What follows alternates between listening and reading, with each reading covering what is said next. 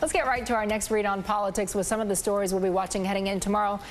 Mark Murray, I'm praying that you've got some real substance for me. You're the Deputy Political Director of NBC News. What do you see? I do think that we're going to be talking about the story that I know that you've been talking about all today, and that has to do with the Republican budget that was unveiled that really didn't seem to be much of a budget at all. Yeah, I got to tell you, the viewers are contacting me on Twitter, on Facebook, on email, and they're frustrated because we really thought today, we were told today that the Republicans were going to come out and they were going to unveil an alternative plan. John Boehner came out and he said, we have a detailed plan.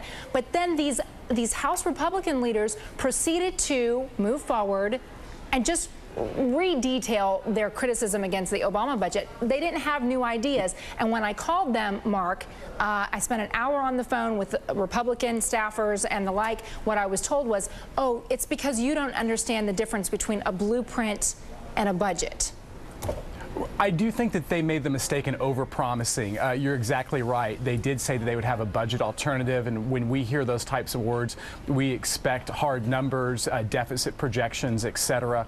And they probably would have been wiser to wait off a couple of weeks before they had their huge budget. Remember, President Obama had hundreds of pages, 144 pages or something like that. They just delivered 19 pages. Now, the House Republicans say they will have their full budget next week, and certainly when that comes out, that will be a good news for them. They won't have to withstand these types of criticisms anymore, but obviously today and tomorrow won't be really good news for House Republicans given this PR fiasco. I will say that in that little pamphlet they did have some real ideas, for instance, limiting the ability of trial lawyers to file medical lawsuits and the like, but in that news conference it was nothing but a rehash of the criticism. Mark Murray, thank you very much. Make sure you check out First Read, first thing every morning, updated throughout the day, so you have to check back often at firstread.msnbc.com.